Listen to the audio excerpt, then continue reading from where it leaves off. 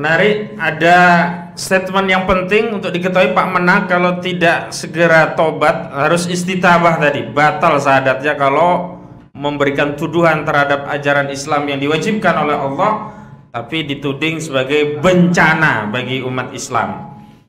Selanjutnya adalah dari abang saya, wartawan senior dan juga anggota TP3, beliau adalah Bang Edi Mulyadi. Kepada Bang Edi kami persilahkan.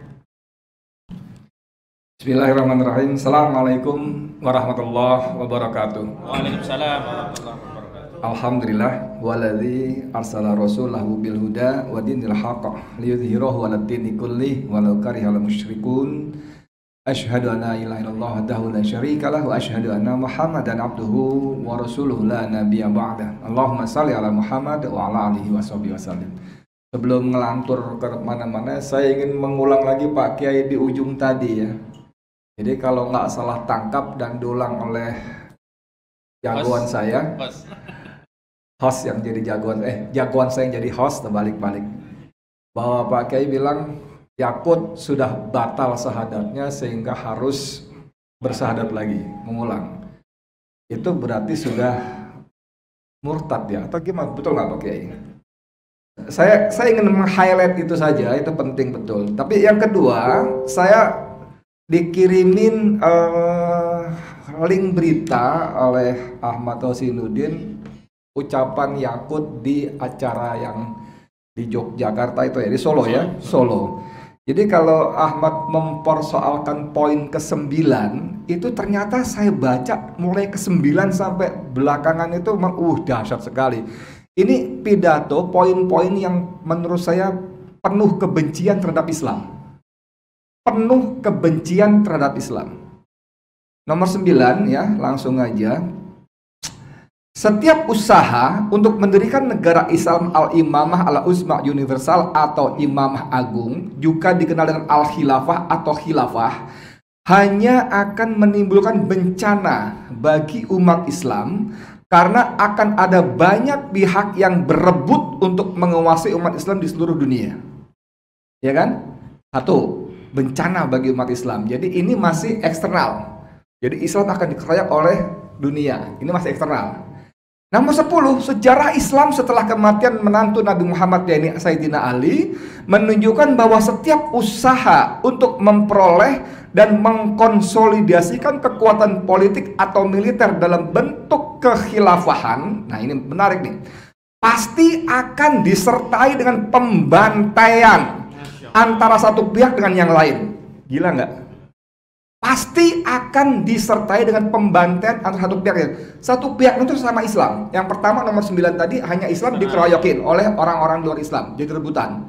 Yang kedua, pembantaian. Setiap usaha mengkonsolidasikan politik dan militer dalam kekhilafahan pasti akan disertai pembantaian. Gila nggak?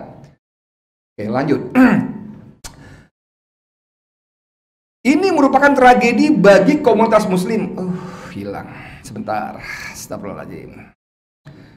Ini terlalu semangat saya jadi begini nih. Oke ya. Dia ke link lainnya. Iya lari karena kelamaan kali ya.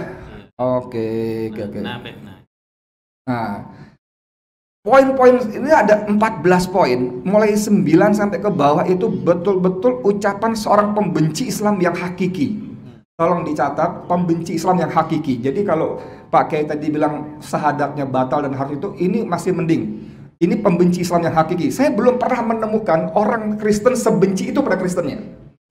Saya belum pernah menemukan orang Buddha sebenci itu kepada Budanya. Orang Katolik sebenci itu pada Katoliknya, orang Konghucu sebenci itu pada Konghucunya, kecuali manusia Yakut ini sebenci itu pada Islamnya. Dahsyat betul. Kalau Yakut nggak suka, ini kan live streaming. Ayo kita ketemu di pengadilan. Saya udah gemes banget manusia satu ini. Pernah kita panggil gak ada. Iya, betul. Gila ya.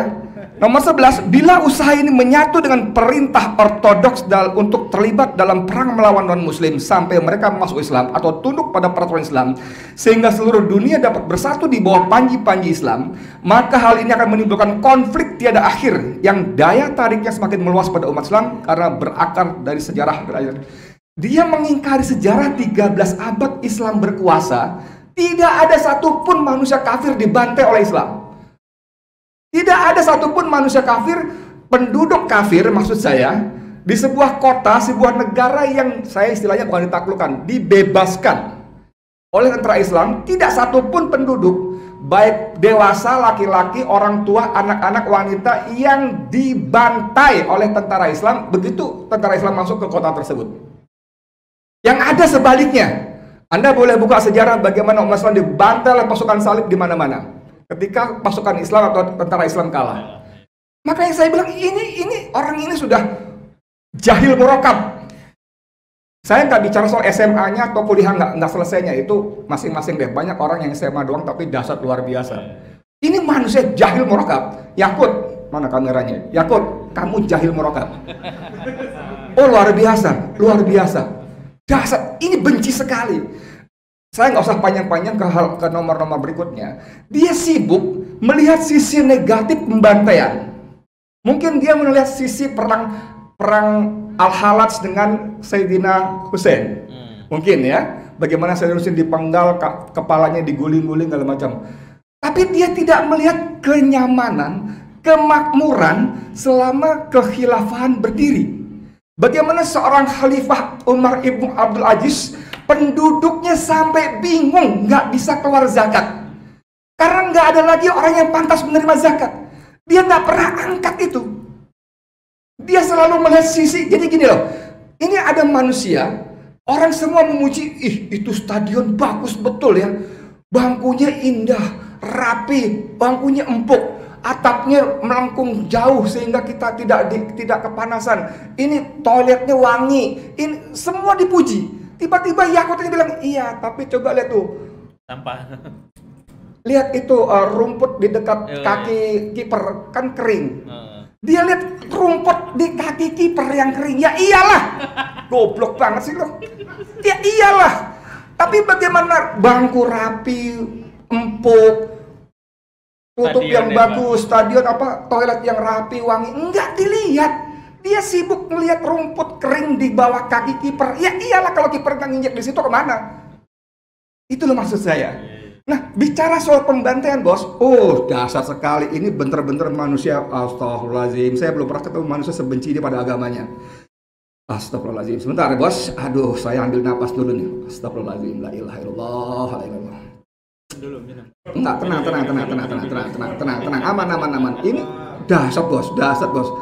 Ini ya, Dr. Taufik Ismail itu mencatat dalam 74 tahun dari tahun 1918 sampai 1987 komunis membantai 120 juta orang di 75 negara.